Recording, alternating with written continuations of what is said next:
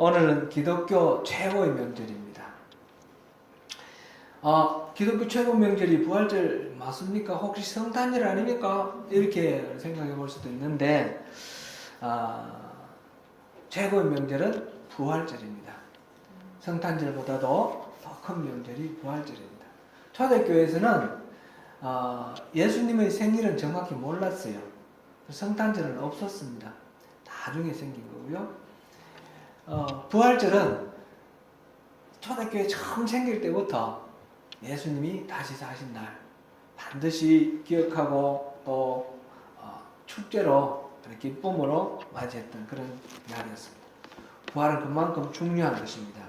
부활절 영어로 이스터라고 하는데 저도 이제 해피 이스터 이렇게 이제 인사하고 그랬는데 사실은 이 이스터라는 말이 영국의 그 튜어턴족의 신 이름이라고 그래요.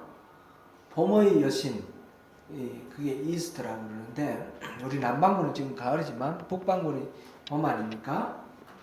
봄이 시작할 때 항상 이 부활절이 있으니까 그래서 봄의 여신 이스터가 이 부활절 이름으로 이렇게 돼버렸어요. 그리고 우리 마트에 가면 초콜릿으로 이렇게 토끼 만들어가지고 많이 팔지 않습니까? 바니 토끼 만드는데 빵도 이렇게 만들고 이 토끼가 바로 이스터 여신의 상징이라고 합니다. 그래서 공식 공휴일 이름은 이스터이기 때문에 우리가 해피 이스터 해도 되지만 좀 우리 의도적으로 의식적으로 이름을 좀 바꿔서 불렀으면 좋겠어요. 이게 로마 제국 시대에 로마에서는 파스카라고 그랬거든요. 파스카. 근데 영국식으로 번역을 하면 부활, resurrection Sunday 또는 resurrection day 이렇게 부릅니다. 그러니까 우리는 해피 이스터 하지 말고 해피 resurrection day 이렇게 하면 좋을 것 같아요. 우리 한번 인사해 서로 나누죠. 해피 리서렉션 데이 그렇게 한번 인사하십시오. 예수님의 부활을 축하하는 날입니다.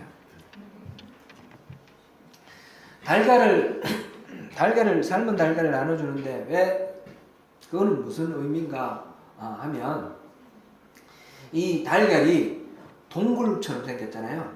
이 무덤의 형상이에요. 빈 무덤. 빈 무덤인데 그리고 이 달걀 아래서 병아리가 깨어나오잖아요. 그래서 이거는 생명이 숨겨져 있던 생명이 탄생해서 나온다 그런 의미로 그래서 부활의 상징으로 달걀을 씁니다. 그래서 달걀을 나눠주는데 삶은 달걀을 주는 거는 이게 너무 껍질이 약하니까 그래서 취급하기 좋게 그렇게 하는 거다 이렇게 생각하면 되겠고요. 달걀은 그 병아리가 깨는 걸 생각하면서 부활의 상징으로 삼았다. 그래 보면 되겠습니다. 우리는 예수님이 부활하심을 기념하는 이 부활절의 점에서 그러면 예수님의 부활은 어떤 의미를 갖는 것인가? 또 우리의 삶에는 또 무슨 상관이 있는가? 그거를 이 시간에 한번 살펴보겠습니다. 우리 고린도 15장을 읽었는데 고린도 15장은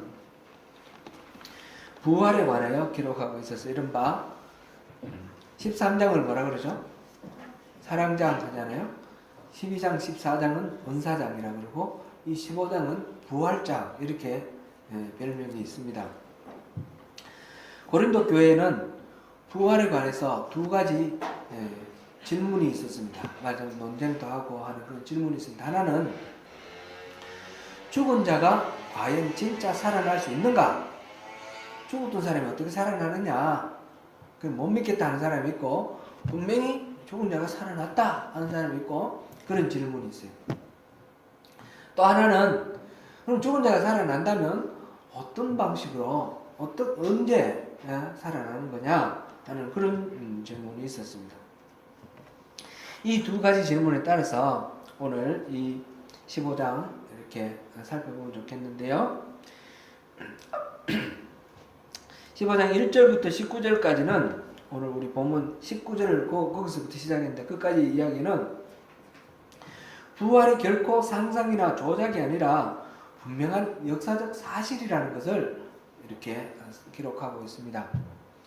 죽은 사람이 살아날 수 있을까 하는 그런 질문이 있는데 어쨌든 살아났다. 사실 분명히 살아나는 걸 보면 죽은 자가 살아난 것은 틀림없다. 그렇게 하는 것입니다. 이 예수님의 부활은 사실상 갑작스럽게 나타난 건 아니고 구약 성경 전체에서 끊임없이 예언자들을 통해서 이렇게 예언이 되어 있습니다.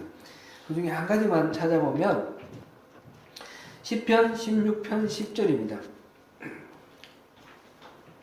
같이 한번 안 됐습니까? 그럼 찾아보시겠습니다. 시편 16편 10절. 시편 16편 10절을 우리 같이 한번 찾아보겠습니다. 다른 성경은 이렇게 장이라고 부르는데 시편은 편이라고 부릅니다. 왜냐하면 시 한 편 한 편이 이렇게 번호가 붙어있으니까. 16편 10절 같이 읽습니다. 시작. 이는 주께서 내 영혼을 소홀히 버리지 아니하시며 주의 거룩한 자를 멸망시키지 않으실 것입니다. 버려서 영원히 멸망하는 그런 상태로 두지 않는다. 그럼 죽지 않게 한다는 그런 말씀이죠. 이것을 사도행전 2장 3절에서는 이게 바로 예수님의 부활에 대한 예언이다. 이렇게 해석을 했는데 사도행전 2장 3절 한번 보시겠습니다. 사도행전 2장 3절.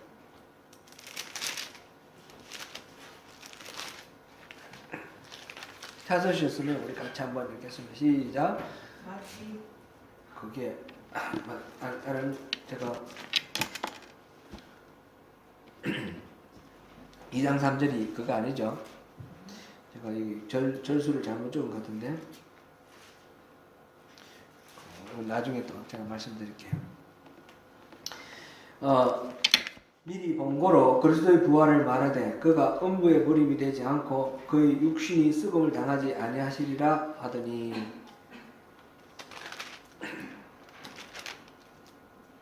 제가 저를 잘못 적었습니다. 2장 27절입니다. 27절 31절 27절에 나오는 거기 인용된 부분이고 31절에 그거를 해석해 놓은 것입니다. 그죠? 3절이 아니라 31절입니다. 사도행전 2장 31절 미리 본고로 같이 읽어볼까요? 시작. 미리 본고로 그리스도의 부활을 말하되 그가 음부에 버림이 되지 않고 그의 육신이 썩음을 당하지 아니하시리라 하더니 시편 16편 10절을 인용하면서 그리스도의 부활을 지금 말한 것이다. 이렇게 사도행전에서 누가가 인용을 하고 있습니다. 예수님의 부활에 대해서는 사실상 창세기부터 예수님에 대한 이야기가 나옵니다. 아담과 하와가 범죄했을 때 그때부터 시작해서 그 다음에 아브라함을 부를 때 야곱, 요셉 모든 이야기에 예수님의 이야기가 담겨 있습니다. 그런 것은 일일이 다 살펴볼 수는 없겠고요. 이 예수님의 부활에 대해서는 또 예수님 스스로가 내가 고난을 받고 내가 예루살렘에 올라가면 고난을 받고 사흘 만에 다시 살아날 것이다 라고 스스로 예언을 했습니다. 3번을 그렇게 분명하게 밝히셨습니다. 그리고 그 예수님의 부활은 제자들에게 목격이 되었습니다. 고린도 전서 지금 오늘 15장 거기 보면 그 기록이 있죠. 15장 한번 보겠습니다. 15장 4절부터 8절까지 시작. 장사 지낸 바 되셨다가 성경대로 사흘 만에 다시 살아나사 게바에게 보이시고 후에 12 제자에게와 그 후에 500여 형제에게 일시에 보이셨나니 그 중에 지금까지 대다수는 살아있고 어떤 사람은 잠들었으며 그 위에 야곱에게 보이셨으며 그 위에 모든 사도에게와 맨날 여기도 보이셨느니라. 아멘. 이 자세한 내용은 마태복음, 누가복음, 그 다음에 요한복음에 자세히 기록되어 있고 이 계반은 베드로죠.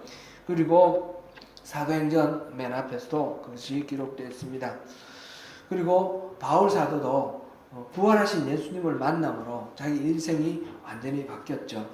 예수님의 부활에 대해서는 이렇게 복음서와 신약성서의 여러 가지 서신서에 풍부하게 기록이 되어 있습니다.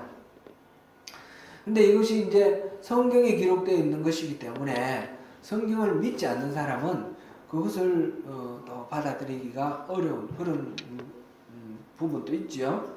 부활에 대한 회의론은 아주 초대교회 때부터 있었습니다.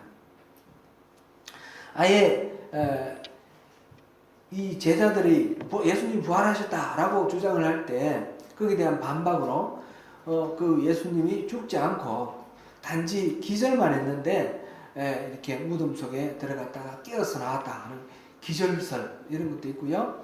또 예수님이 시체를 제자들이 훔쳐서 원래 딴 데 숨겨버리고 그 빈 무덤을 이렇게 보여주면서 살아나셨다, 이 자리에 안 계신다 이런 식으로 주장했다고 하는 빈 무덤설 또는 시체 도난설 뭐 이렇게 예수님의 부활을 부정하는 그런 이야기가 초대교회 때부터 있었습니다. 그거는 마태복음에도 보면 부활에 관한 이야기를 하면서 그 병정들에게 뇌물을 줘서 제자들이 훔쳐갔다 그렇게 얘기를 하죠. 그렇게 얘기하는 것이 마태복음에도 기록되어 있습니다. 그러나 예수님이 사형당할 때에 그 제자들이 어땠습니까? 예수님이 맥없이 잡혀가고 또 십자가에 달려 죽으시는 것을 보고 제자들은 다 실망했습니다. 그리고 똑같이 예수님 잡혀가지고 그렇게 어려움을 당할까봐 다 도망가 버렸습니다. 그 제자들은 예수님의 제자라는 것이 들통날까봐 숨어있고 자기들끼리 이렇게 숨어서 따로 이렇게 벌벌 떨면서 살았습니다. 그러던 제자들이 나중에는 예수님이 부활하셨다라는 것을 담대히 그 길거리에 나가서 외치다가 다 이렇게 죽었습니다. 선교를 했습니다. 왜? 예수님이 부활하셨다라는 그것을 위해서 그렇게 비겁하고 겁쟁이던 사람들이 그렇게 용기 있게 그렇게 나서서 그렇게 전거를 했을까? 그 사이에 무슨 일이 있었을까? 예수님이 부활했기 때문에 그 사람들이 그렇게 말한 것이 아니겠느냐? 이렇게 우리가 생각해 볼 수 있습니다. 그들이 목숨을 걸고 예수의 부활을 증거했다는 사실 자체가 예수님 부활의 한 증거가 될 수 있다 하는 것입니다. 여러 가지 이야기들이 많고 여기에 대해서 뭐 이렇게 저렇게 논쟁을 할 수 있지만 제가 이제 전에 척 콜슨이라는 사람의 이야기를 들어보고 제가 처음에 믿음이 좀 이렇게 믿음이 없을 때에 뭐 부활이 꼭 뭐 우리가 뭐 있어야 되느냐, 부활을 꼭 믿어야 되느냐 이 정도로 제가 아주 부활에 대해서 확신하지 못할 때에 이 이야기를 들었어요. 그러면서 제 마음이 변화가 됐습니다. 척 콜슨은 미국의 닉슨 대통령의 보좌관이었습니다. 닉슨 대통령은 중간에 워터게이트 사건 때문에 탄핵될 위기가 있다가 위기에서 자기가 스스로 사임해서 물러난 그런 대통령이죠. 닉슨 대통령 아십니까? 중국과 미국이 서로 화해하게 된 게 닉슨 대통령 때 아닙니까? 그죠? 이 척 콜슨이라는 사람은 변호사 하던 사람이고 미국에서 뭐 정말 대통령이 자기를 보좌관으로 끌어갈 만큼 아주 탁월한 그런 재능이 있는 사람이었습니다. 그런데 닉슨이 공화당이었는데 민주당 쪽에 그 선거 대책 본부에 그 여러 가지 대책 세우는 것을 도청을 해가지고 그것 때문에 그것이 들통나서 나중에 닉슨이 하야를 하게 되는데 그 일이 워터게이트 사건이 처음 이렇게 불거졌을 때 이 공화당 쪽에 닉슨의 보좌관들이 전부 모여가지고 철저하게 시나리오를 짜가지고 서로 짰습니다. 이렇게 물으면 이렇게 대답하고 저렇게 물으면 저렇게 대답하고 해서 이 자기들의 잘못이 절대로 들통나지 않도록 완벽하게 숨기는 그런 작전을 짰습니다. 그런데 이제 특별검사가 이제 임명되고 수사가 시작돼서 3일 만에 모든 게 다 들통나 버렸습니다. 그래서 이 척 콜슨은 감옥살이를 했죠. 감옥살이를 했는데 감옥에 가가지고 감옥에서 이제 성경을 보는데 뭐 성경 막 시덥지 않고 별로 믿어지지 않는 그런 상황인데 자기 상황이 공고하니까 뭐 심심하고 뭐 볼 것도 없고 해서 성경을 열심히 봤다고 그래요. 근데 예수님의 부활에 관한 이야기를 보는 가운데 회의가 들었어요. 이 사람들은 예수님이 부활했다라고 주장하는 이 사람들은 전부 어부들, 뭐 세리, 말하자면 사회적 약자들이에요. 지배층 엘리트들이 아니고 밑바닥 인생들이에요. 밑바닥 인생들인데 이 사람들이 뭐 때문에 저렇게 부활을 주장을 하고 그렇게 죽었을까? 자기는 자기같이 그 똑똑한 사람들이 완벽하게 작전을 짜가지고 그렇게 거짓말을 감추려고 노력했는데 불과 3일 만에 다 들통이 나버렸는데 이 사람들은 그렇게 좀 무지랭이들 그런 사람들인데 모여가지고 자기들이 뭐 거짓말을 짜서 이렇게 거짓말을 지키려고 했다 하더라도 이게 30년 40년 살다가 순교하고 죽었는데 그때까지 말이 안 바뀌었다는 거죠. 어떻게 그럴 수가 있는가?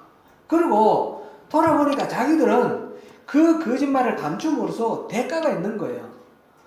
대통령의 그 권력과 그 명예, 그 모든 것들을 차지할 수 있으니까 이걸 감추어야지 이 명예를 차지할 수 있고 이 권력을 차지할 수 있으니까 길을 쓰고 그거를 차지하려고 그랬던 겁니다. 그런데 이 사람들 생각해 보니까 그 사람들이 예수가 부활했다라는 것을 길을 쓰고 지켜서 얻는 이익이 뭐예요? 그것 때문에 그들은 십자가에 달려 죽고 그 짐승들의 먹이가 되었어요.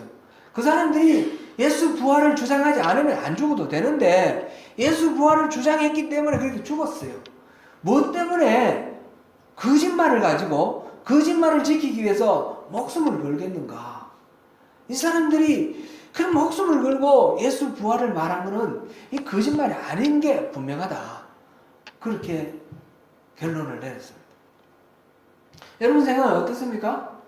저는 이거 완전히 타당하다 이런 생각이 들어서 제가 예수님의 부활을 믿는데 아주 결정적인 터닝 포인트가 됐습니다.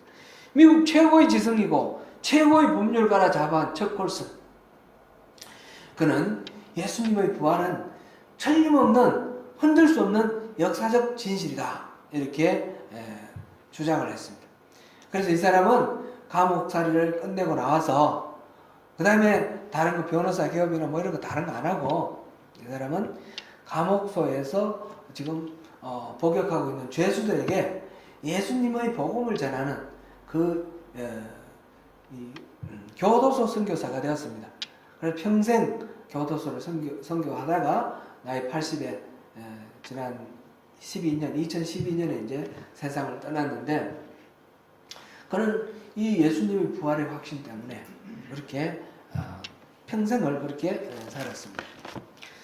고린도 교회에 있었던 또 하나의 질문, 죽은 자가 살 수 있느냐라는 그 질문은 첫 번째로 예수님이 분명히 살았다는 역사적 사실이라는 것을 받아들여서 해결할 수 있는 것이고, 두 번째 질문은 죽은 자가 어떻게 다시 살아나느냐, 언제 살아나느냐, 어떤 몸으로 살아나느냐 하는 그런 질문입니다. 이 질문에 대해서는 여기서 35절부터 자세하게 또 이렇게 기록되어 있습니다. 36절에서 41절에서 하나의 예를 드는데, 그 부활이라는 것은 어떤 곡식의 씨앗하고 그 곡물, 그 식물하고 비교를 해보라는 거죠.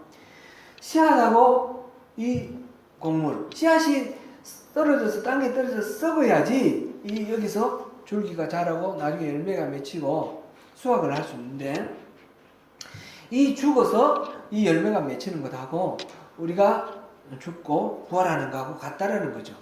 분명히 모양도 다르고 생김새도 달라요. 그죠? 다르지만 그렇게 새로운 생명을 이렇게 탄생시키는 것처럼 그런 것이다. 그러면서 여러 가지 이제 설명을 합니다. 죽은 자의 부활도 이와 마찬가지로 썩을 것으로 심고 썩지 않을 것으로 다시 살아나며, 욕된 것을 심고 영광된 것으로 다시 살아나며, 약한 것을 심어서 강한 것으로 다시 살아나며, 이게 이제 43절, 42절, 43절에 나오죠. 육의 몸을 심어 신령한 몸으로 다시 살아나며 육의 몸이 있듯이 영의 몸도 있다라고 하셨습니다. 그래서 52절에 예수님이 재림하실 때 나팔 소리가 나면서 죽은 자들이 썩지 아니할 것으로 다시 살아나며 살아있는 우리도 변화될 것이라고 했습니다. 썩을 것은 썩지 않을 것을 입겠고 죽을 것은 죽지 아니함을 입으리라 했습니다. 우리 육신은 썩을 것이고 우리 육신은 죽을 존재입니다. 그런데 우리가 썩지도 않고 죽지도 않을 그런 새로운 모습으로, 새로운 몸으로 그렇게 다시 부활한다라는 것입니다. 실제로 부활하신 예수님의 모습이 복음서에 여러 군데 나와 있는데, 누가복음에서는 부활하신 예수님이 엠마오로 돌아가는 두 제자들과 같이 만나서 대화 나누고 하는 그런 장면이 기록되어 있습니다. 예수님을 그렇게 줄줄 3년 얼마나 따라다니는지 모르겠는데, 예수님을 따라다니던 그 제자들이 길을 걸어가면서 자기들과 같이 대화를 나누는데 예수님인 줄 몰랐어요. 그러니까 원래 예수님하고 뭔가 좀 다른 모습이었다. 예수님 분명히 돌아가셨다고 믿으니까 알아차지 못한 그런 이유들이 있겠죠. 그런 상황이었다는 것을 알 수 있고, 나중에 예수님이 성경을 풀어주셔서 지금 예루살렘에서 일어난 예수님 십자가 사건, 그 사건의 의미가 성경에 이미 기록되었다는 것을 알게 되고, 그 다음에 이제 여기 자기들이 갈 때가 다 되어가지고 이제 이곳에서 하룻밤 유숙하고 가십시오. 그래서 예수님을 불러서 같이 식사를 나눴습니다. 식사를 나누는 중에 예수님이 축사를 하고 떡을 떼어서 주었는데, 그것을 받아 먹는 순간에 눈이 확 떠졌는데 보니까 예수님이 없어졌어요. 그죠? 그러니까 예수님은 육신을 입고 있고 똑같은 사람의 모습이지만 요즘식으로 표현하면 공간 이동하는 거죠. 순식간에 이곳에서 다른 곳으로 사라져버리는 그런 몸을 가진, 새로운 몸을 가지신 분이었습니다. 요한복음에서 보면 20장에 예수님의 제자들이 무서워서 문을 꽁꽁 잠그고 이렇게 있는데, 그 자리에 예수님이 갑자기 탁 나타나시는 거예요. 평안할지어다. 문을 다 잠그고 있는 밀폐된 공간에 예수님이 그냥 문을 통과하고 벽을 통과하고 나타날 만큼 그런 모습입니다. 그러면 예수님은 그냥 육신은 없이 영혼만 나타나느냐? 유령인가? 그런 건 아닙니다. 도마가 처음 예수님 나타나셨을 때 못 봤기 때문에 도마가 말합니다. 나는 예수님의 손바닥에 있는 못자국, 예수님의 옆구리에 있는 창자국을 만져보지 않으면, 그 손가락을 내가 넣어보지 않으면 내가 못 믿겠다. 어떻게 죽은 사람이 다시 살아나냐? 그랬는데 예수님이 딱 나타나셔서, 도마야, 그래, 손가락 한번 넣어봐라. 손바닥에 손가락 한번 넣어봐라. 옆구리 한 손가락 넣어봐라. 이렇게 말씀하셨어요. 그러니까 그 자리에 없어서 도마 이야기를 다 들으셨을 뿐만 아니라, 도마가 만지면 이 손이 만져졌다는 거죠. 실제로 손가락을 안 넣었지만 만져지는 손이었다는 거죠. 그리고 만져지는 몸이었다는 것이에요. 예수님이 유령이 아니었고 몸을 가지고 나타나셨는데, 그 몸은 이 밀폐된 공간을 통과하는 그런 몸, 지금 우리가 가지고 있는 이런 공간과 시간에 갇혀있는 이런 몸이 아니고 전혀 다른 성격의 몸이라는 거예요. 이 변화산 사건에서 그 빛나는 예수님의 모습, 그 모습도 바로 부활했을 때의 모습이라고 우리가 생각하면 되겠습니다. 요한복음 21장에 보면 제자들 디베라 바닷가에서 제자들을 만나서 그 고기를 잡는 그 제자들에게 오라고 그러면서 숯불에 떡과 생선을 구워서 자, 저반이다 먹어라 이렇게 말씀하시고 예수님도 잡수셨어요. 그러니까 예수님의 이 몸은 없는 몸이 아니고 예수님은 유령이 아니고 분명히 몸을 입고 다시 부활하신 것입니다.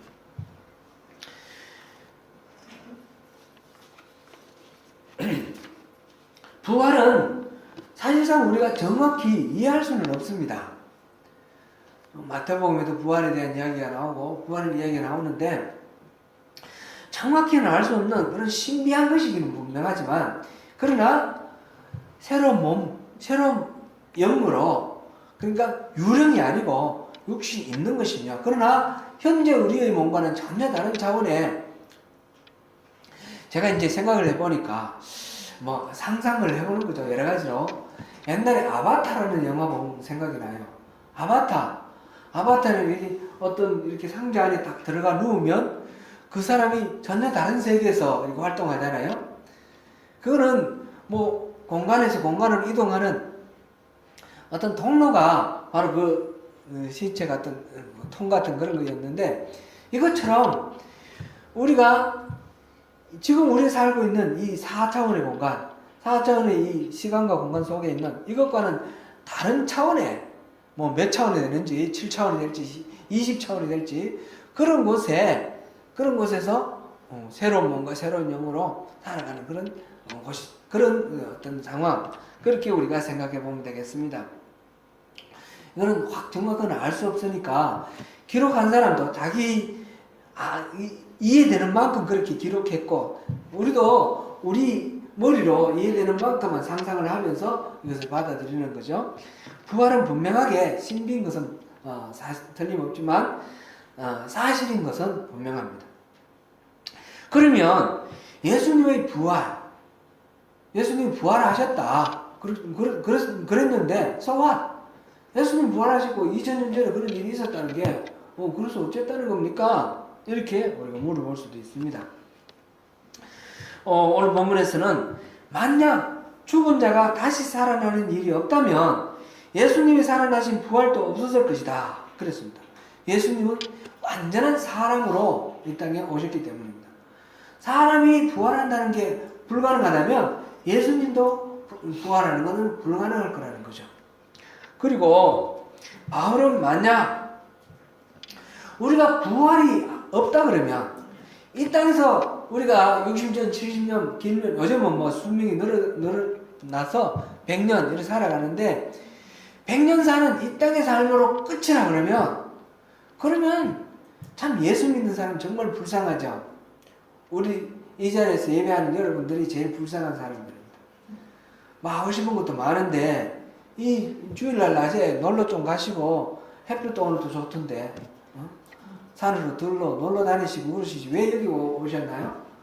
그리고 우리가 뭐 일하면서 뭔가 이게 좀 나한테 유익이 되는 거 취하고 싶지만 우리 주님이 그런 거 하지 말라고 그랬기 때문에 그 부당한 거 취하지 않고 거짓말 하지 않고 진실되게 그게 손해가 되고 내게 억울한 그런 상황이 될지라도 우리 예수 믿기 때문에 우리 감당하는 것이 또 많지 않습니까?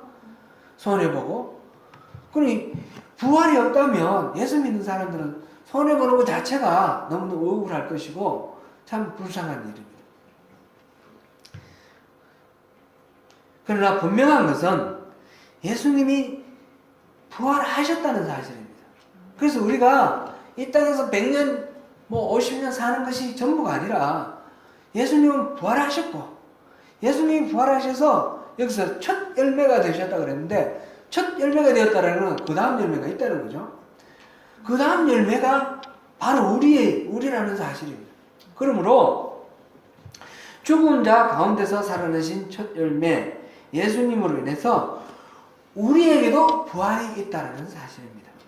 우리 인간은 여기서 보니까 아담 한 사람으로 인해서 사망, 죽음을 당하게 되었고 예수 그리스도 한 사람을 위해서 부활을, 삶을, 생명을 얻게 되었다. 이렇게 표현을 했는데, 예수 그리스도 한 사람으로 말미암아 우리가 부활하게 됩니다.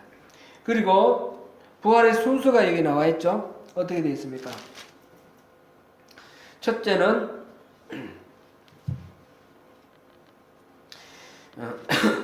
23절, 그러나 각각 자기 차례대로 되느니, 부활이 이제 차례대로 됩니다. 먼저는, 첫 번째로는 첫 열매인 그리스도요. 그리스도가 첫 열매로 부활을 하셨습니다. 그 다음에는 그가 강림하실 때에 그리스도에게 속한 자요.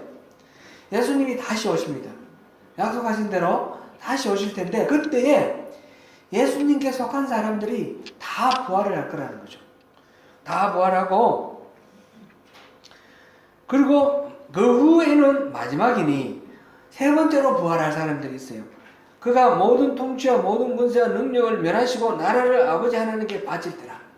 예수님께서 이 땅 전체를, 그 사단과 마귀의 그 손안에 있는 이 땅 전체를 하나님께로 다시 되돌릴 때, 마지막 최후의 심판, 종말일 때입니다. 그럴 때에 부활을 할 겁니다. 그런데 부활을 하는데 그 마지막 그 남은 사람들 다 부활을 하고 하나님께서 그 사단과 마귀와 함께 해결을 하시는 거죠.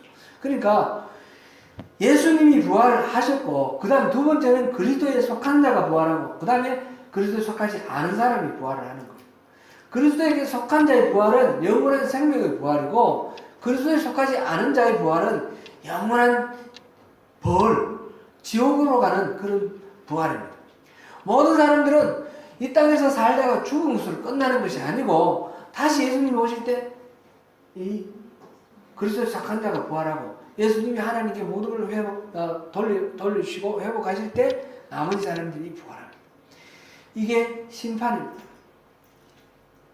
영원한 생명을 위한 부활을 할 것이냐, 아니면 영원한 벌을 위한 부활을 당할 것인가, 그런 것입니다. 사랑하는 성도 여러분, 여러분은 어느 쪽을 선택하시겠습니까?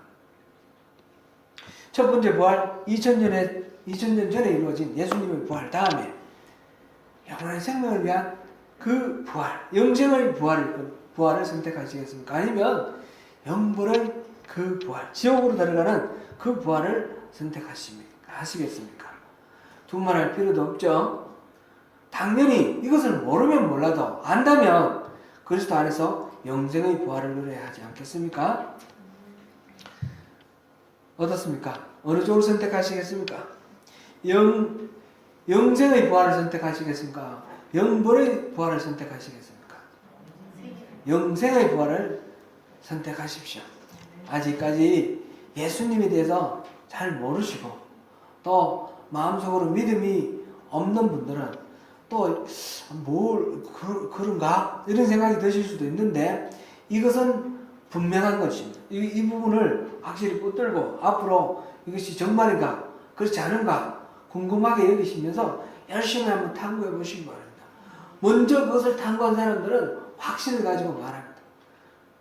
제가 여러분에게 담대히 말합니다. 예수님은 부활하셨고 우리도 부활하고, 우리는 영생의 부활을 취해야 됩니다. 바보같이 영벌의 부활을 취하면 안 됩니다. 그래서 부활절은 2000년 전에 예수님이 부활하셨다라는 것을, 그것을 기념하는 세리머니로 끝나서는 안 되는 것입니다. 우리가 부활과 연결되는 그런 우리 삶의 결단이 있어야 되는 것입니다. 부활절은 그저 행사가 아닙니다.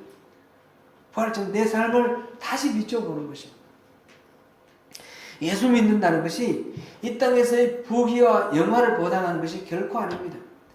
예수 믿어도 고난이 있고, 예수 믿어도 가난한 자가 있고, 예수 믿어도 교통사고도 당하고, 예수 믿어도 몹쓸병 걸려 일찍 죽기도 합니다. 예수 믿는다고 문제가 없는 것이 아니고, 예수 믿는다고 이 땅에서 잘 먹고 잘 사는 것도 아닙니다. 예수는 왜 믿습니까? 예수 잘 믿어서 이 땅에서 복 받고 잘 먹고 잘 살고, 그리고 죽어서 천국 간다, 천당 간다, 이렇게 생각하시는 분들이 많이 있는데, 그런 것이 아니라 예수 믿으면 이 땅에서부터 우리가 죽은 이후에 다시 부활해서 그 이후까지 영원한 생명, 하나님 나라 백성으로 하나님이 예비하신 그 복을 누리며 살게 되는 것입니다. 이 땅에서 비록 가난하고, 이 땅에서 비록 몸이 아프고, 이 땅에서 비록 어려운 고난에 있을지라도 예수 믿는 사람들은, 참으로 예수를 믿고 부활에 대한 소망을 가진 사람들은 그 가난이나 그 고난이나 그 질병이 절대로 그것이 좌절하게 만들거나 낙심하게 만들지 않는, 그 속에서 담대히 승리해 나가면서 천국의 삶을 누릴 수 있도록 만드는 그런 비결이 되는 것입니다. 이것이 예수 믿는 이유입니다. 예수 믿는 이유는 우리 예수님의 십자가로 우리 죄의 문제가 해결되고 부활하심으로 우리가 영원한 생명을 누릴 수 있도록 우리에게 길을 열어주셨다는 사실을 믿는 것이고 그것을 누리게 되는 것입니다. 사랑하는 성도 여러분, 우리에게 부활이 있습니다. 오늘 부활절을 맞으며 그 소망을 붙드시기를 바랍니다. 처음 오늘 부활절에 오셔서 또 이게 생소한 이야기를 듣고 뭐 이런 게 다 있나? 이런 생각이 들 수도 있는데, 우리 나연자매 교회 가본 적 있어요? 오늘이 처음이에요? 이런 이야기 처음 들었어요? 좀 이상하죠? 이게 이상한 게 아니고 이게 사실이에요.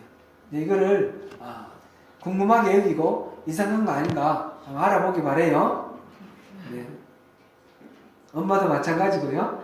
네. 우리 정령자매는 어때요? 좀 이런 거 좀 생소하죠? 이 부활의 소망, 나만 갖고 있고 싶지 않아요. 모두 다 갖기를 원해요. 첫 코र्스는 그거 못 믿어가지고 이렇게 뭐 대수롭지 않게 여기다가 자기가 해보니까, 자기가 거짓말 해보니까 금방 들통나는데 이 사람들이 어떻게 거짓말로 목숨을 걸까? 있을 수 없는 일 아닙니까? 성경에 나온 이야기들을 읽어보시면 그렇습니다. 이 사람들이 거짓말을 위해서 그렇게 살 수가 없어요. 진리이기 때문에, 진실이기 때문에 목숨을 걸고 삽니다. 그것이 성경에 나오는 이야기뿐만 아니라 2000년의 교회의 역사 속에 수많은 사람들이 그 로마 시대 카타콤에 숨어서 그렇게 살면서 그 짐승의 밥이 되고 십자가의 그 희생자가 되면서 예수를 믿었습니다. 우리나라에도 복음이 들어왔을 때 목숨을 걸고 예수를 믿지 않습니까? 그것이 바로 진리이기 때문에 그렇습니다. 이것을 받아들이고 오늘부터 또 주님의 그 부활의 소망을 우리 함께 동참해서 누리시는 우리 모두가 되시기를 축원합니다.